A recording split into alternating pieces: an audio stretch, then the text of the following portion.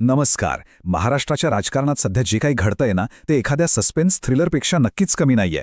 चला तर मग या सगळ्या घडामोडींच्या सखोल विश्लेषणात आपण थेट उडी घेऊया. अलीकडेच एक यादी लीक झाली आणि त्यामुळे राजकीय वर्तुळात एकच खळबळ उडाली.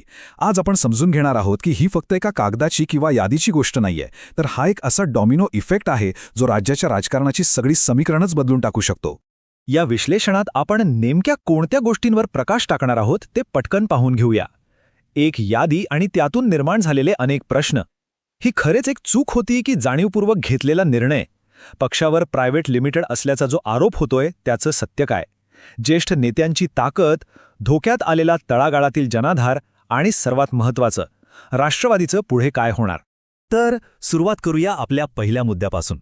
एक यादी आणि त्यातून निर्माण झालेले अनेक प्रश्न. कोणतेही राजकीय रहस्य उलगडण्यासाठी आपल्याला आधी हा घटनाक्रम समजून घेणं खूप गरजेचं आहे.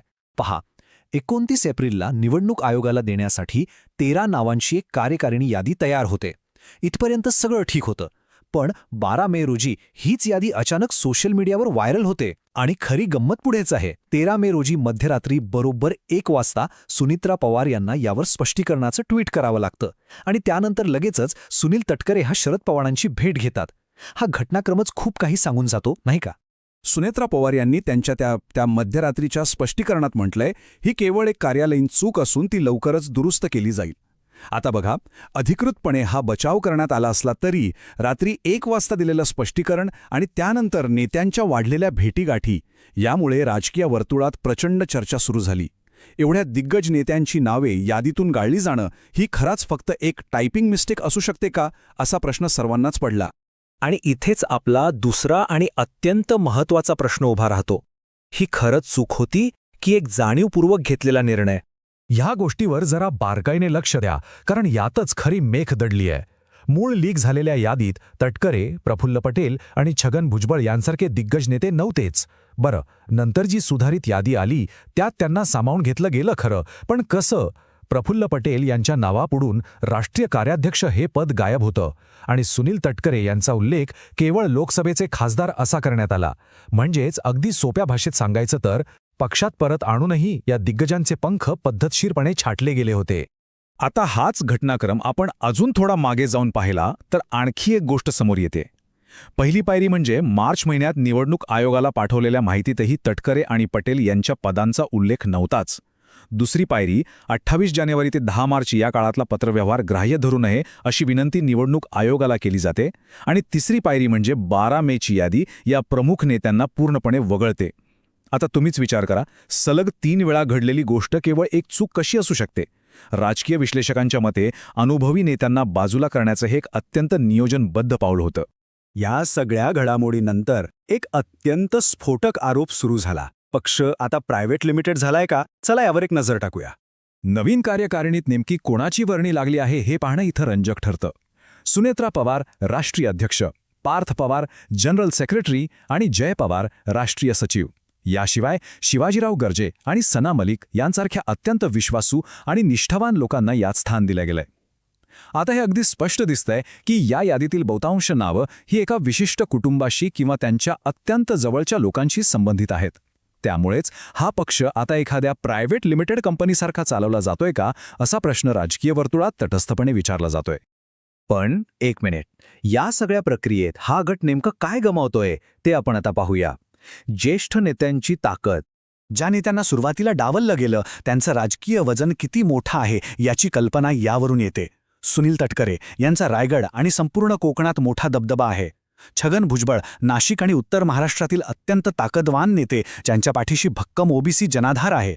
आणि प्रफुल्ल पटेल हे राष्ट्रीय स्तरावरील आणि दिल्लीतले मोठे चेहरे आहेत ज्यांचा पक्षाला व्यावसायिक आणि कॉर्पोरेट पाठबळ मिळवून देण्यात सिंहाचा वाटा आहे. हे केवळ नेते नाहीत मंडळी, तर हे या पक्षाचे भक्कम खांब आहेत.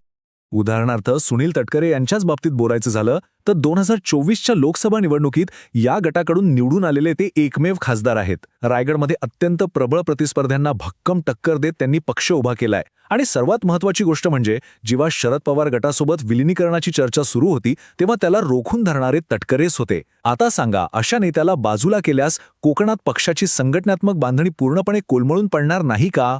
यातूनच एक खूप मोठा धोका निर्माण होतो आणि तो म्हणजे धोक्यात आलेला तळागाळातील जनाधार. हे खूप उत्तम प्रकारे स्पष्ट करतं की पक्षाची मूळ ताकद कुठे आहे. हसन मुश्रीफ, कोल्हापूरमधील अल्पसंख्याकांचा मोठा चेहरा, धनंजय मुंडे, मराठवाड्यातील आक्रमक ओबीसी नेतृत्व, दत्तामामा भरणे, पुण्याच्या ग्रामीण भागातील आणि धनगर समाजाचे महत्त्वाचे नेते, तर अनिल पाटील हे जळगावमधील प्रमुख आधारस्तंभ. या नेत्यांना कार्यकारिणीच्या यादीतून वगळणं म्हणजे पक्षाचा अत्यंत महत्त्वाचा असा अल्पसंख्यक ओबीसी आणि धनगर मतांचा टक्का गमावण्याचा प्रचंड मोठा धोका पत्करणं आहे. आता हा धोका समजून घेण्यासाठी आपल्याला माधव पॅटर्न माहीत असणं गरजेचं आहे. माळी, धनगर आणि वंजारी समाजाच्या मतांचं एकत्रीकरण करण्याची ही एक अत्यंत जुनी आणि प्रभावी रणनीती आहे. राष्ट्रवादीच्या स्वतःच्या ओबीसी आणि तळागाळातील नेत्यांनी आजवर या रणनीतीला यशस्वीपणे तोंड दिलं होतं. पण आता विचार करा, भुजबळ आणि मुंडे यांच्यासारख्या नेत्यांना दुरावणं म्हणजे काय? तर हक्काची ओबीसी व्होट बँक थेट राजकीय विरोधकांच्या पारड्यात अलगद नेऊन टाकण्यासारखं आहे. रणनीतीच्या दृष्टीने ही एक मोठी चूक ठरू शकते. आणि म्हणूनच आता आपल्या शेवटच्या आणि सर्वात महत्त्वाच्या भागाकडे वळूया. राष्ट्रवादीचं पुढे काय? याच दरम्यान रोहित पवार यांनी केलेला एक खळबळजनक दावा प्रचंड चर्चेत आहे. ते म्हणतात की तटकरे, पटेल आणि 22 आमदार थेट भाजपमधून निवडणूक लढवतील. आता आपण या दाव्याकडे अगदी तटस्थपणे पाहिलं तरी विचार करा, जर हे खरं ठरलं तर ही महाराष्ट्राच्या राजकारणातील एक प्रचंड मोठी उलथापालट असेल. राज्याच्या सत्तेची संपूर्ण समीकरणच यामुळं मुळापासून बदलून जातील. मग आता या सगळ्या पार्श्वभूमीवर या गटासमोर कोणती मोठी संकटे उभी आहेत पाहूया. एकीकडे पक्ष आणि चिन्हाबाबतचा निर्णय अजूनही निवडणूक आयोग आणि न्यायालयात प्रलंबित आहे. तिथेही बदललेली कार्यकारिणी नक्कीच अडचणीची ठरू शकते. दुसरीकडे कोणताही दोष स्वतःवर न घेता इतर पक्षांनीही राजकीय ताकद हळूहळू सामावून घेण्याचा धोका आहेच. आणि या सगळ्यात कळीचा मुद्दा म्हणजे आगामी स्थानिक स्वराज्य संस्थांच्या निवडणुका या दिग्गज नेत्यांच्या पाठिंब्याशिवाय लढवणं जवळजवळ अशक्य होणार आहे. थोडक्यात सांगायचं तर हा गट आता एका अत्यंत नाजूक आणि धोक्याच्या वळणावर येऊन उभा आहे. आणि म्हणूनच शेवटी जाता जाता एक अत्यंत कळीचा प्रश्न उभा राहतो. पक्षातील हा अंतर्गत संघर्ष आणि ज्येष्ठ नेत्यांना डावलण्याची ही कृती शेवटी या गटाच्या राजकीय अस्तित्वालाच मोठा धोका निर्माण करेल का? महाराष्ट्राच्या राजकारणातील हा बुद्धिबळाचा डाव आता कोणता रंग घेतो हे पाहणं निश्चितच रंजक ठरणार आहे. या सविस्तर विश्लेषणात आज आपण इथेच थांबूया. वेळ काढून हे विश्लेषण पाहिल्याबद्दल खूप खूप धन्यवाद.